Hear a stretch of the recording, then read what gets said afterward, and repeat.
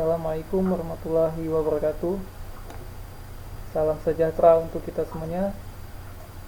Semoga semuanya dalam keadaan sehat walafiat. Baiklah, ini adalah video pembelajaran yang ditujukan kepada siswa-siswi kelas 10 AGP SMK Negeri 1 Sungai Raya. Ini adalah mata pelajaran kualitas air dan hama penyakit. Jadi di video pembelajaran kali ini saya akan menjelaskan identifikasi parameter kualitas air. Ada baiknya saya akan memperkenalkan diri saya karena mengingat kalian masih berada di kelas 10 AGP yang masih baru. Jadi perkenalkan, nama saya Muri Insyardi. Jadi saya mengajar di dua mata pelajaran, di mata pelajaran ini dan PPAB. Jadi selanjutnya saya akan menjelaskan identifikasi parameter kualitas air. Di agenda kali ini saya akan menjelaskan deskripsinya, kemudian saya berikan uraian materi, kemudian ada tugas yang dapat berupa pekerjaan rumah maupun kuis-kuis. Kemudian di akhir bab atau KD saya akan memberikan tes formatif atau ulangan harian. Apa sih pengelolaan kualitas air itu? Jadi pengelolaan kualitas air adalah ilmu yang mempelajari tentang upaya pemeliharaan kualitas air sehingga tercapai kualitas air yang diinginkan sesuai peruntukannya, untuk menjamin agar kualitas air tetap dalam kondisi alamiahnya. Jadi sesuai peruntukannya. Misalnya Anda ingin memperuntukannya untuk budidaya, jadi Anda harus kelola sesuai standar budidaya yang berlaku. Agar kualitas air tetap dalam kondisi alamiahnya, maka Anda harus menjalankan atau melihat prosedurnya.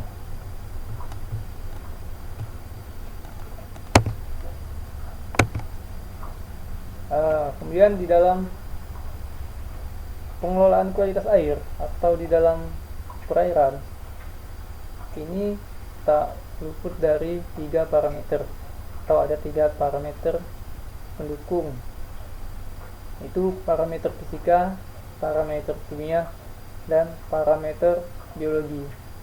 Jadi parameter fisika nanti ada juga apa sih yang termasuk ke dalam parameter fisika, apa saja, kemudian parameter kimia dan parameter biologi. Dan pada video pembelajaran ini saya hanya membahas tentang parameter fisika. Pada materi ini saya juga hanya membahas sampai ke salinitas. Jadi lanjutannya akan saya jelaskan pada video selanjutnya. Di sifat fisika, air merupakan faktor pemisah antara lingkungan air dengan lingkungan udara. Selain itu, faktor fisika juga banyak mempengaruhi kehidupan organisme air. Apa sih yang dapat mempengaruhi kehidupan organisme air? Yang pertama ada warna air, ada intensitas cahaya, ada suhu, kekeruhan, salinitas, kedalaman, serta kecepatan arus. Nah, inilah yang tergolong ke dalam parameter fisika. Contohnya di sini, warna air. Tidak sering kita jumpai warna air kolam berwarna hijau atau hijau kecoklatan, ada yang kuning-kuningan.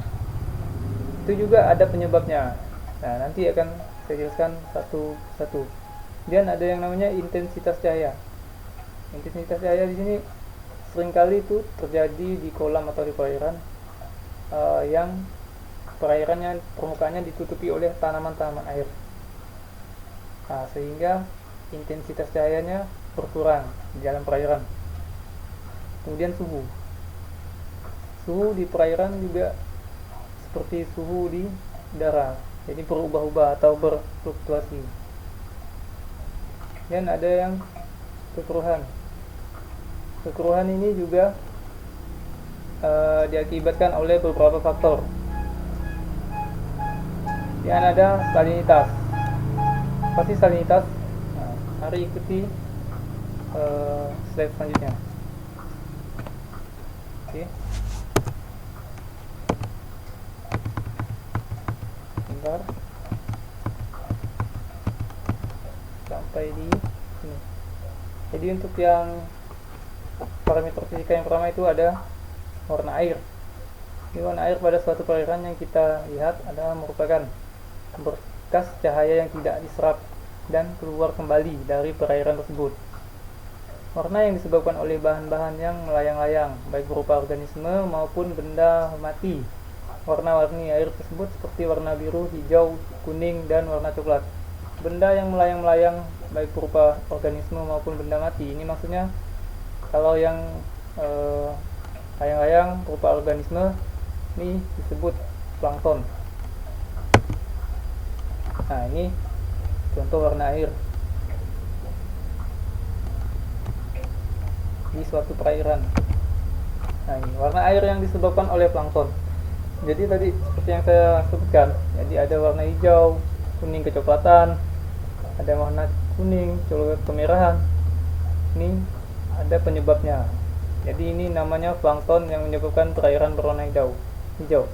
Lunella dan chlorella yang merupakan pakan alami yang baik untuk budidaya. Jadi ini bisa dimanfaatkan untuk budidaya ikan atau pakan alaminya. Kemudian ada yang warna hijau tua. Yang menyebabkan perairan berwarna hijau tua itu dari plankton Microcystis spirulina, Oscillatoria, dan Hormidium yang termasuk blue-green alga. Kemudian warna kuning coklatkan disebabkan oleh Cytoceros nizia, kemudian Gyrosigma dan Clenoma atau yang termasuk diatom. Dan ada yang hijau kecoklatan disebabkan oleh plankton Basilarophyta. Kemudian warna air ini bagus untuk area pertambakan karena mengindikasikan banyaknya fitoplankton. Oke. Yang coklat merah itu Pyridinium dan Schizoheric Calcicle. Dan untuk parameter fisika yang kedua ada yang namanya intensitas cahaya. Jadi cahaya matahari ini merupakan sumber energi bagi semua kehidupan organisme perairan. Tidak hanya bagi daratan, darat, tapi juga sampai meresap di perairan, sampai menembus di perairan. Jadi hubungan antara intensitas cahaya matahari dengan kemungkinan berlangsungnya fotosintesis di perairan secara vertikal dibagi menjadi 3 bagian, yaitu ada namanya zona photic atau euphotic zone. Zona ini memiliki kedalaman hingga kurang lebih 200 meter. Kemudian ada namanya zona philic atau despotic zone.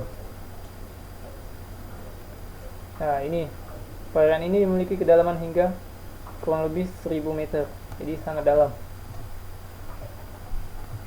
Zona aphotic atau aphotic zone. Di Mintakat ini tidak ada cahaya matahari sehingga organisme yang didapatkan hanya organisme heterotrof dan subtropit. Jadi misalnya ini matahari, ini zona nih aphotic zone, masih kedalaman 200 meter, ini masih dapat ditembus oleh sinar matahari atau masih kemungkinan terjadi proses fotosintesis di sini. Dan despotic zone, nah ini dalam 1000 meter juga masih bisa ditembus oleh sinar matahari. Kalau udah sampai di sini berarti tidak ada lagi cahaya. Oke, lanjut. Dan untuk yang ketiga itu suhu, faktor suhu. Suhu termasuk ke dalam parameter fisika, merupakan yang penting di mana-mana di dunia. Kenaikan suhu mempercepat reaksi-reaksi kimiawi. Menurut hukum Van Hoff, kenaikan suhu 10 derajat Celcius akan melipat gandakan kecepatan reaksi. Walaupun hukum ini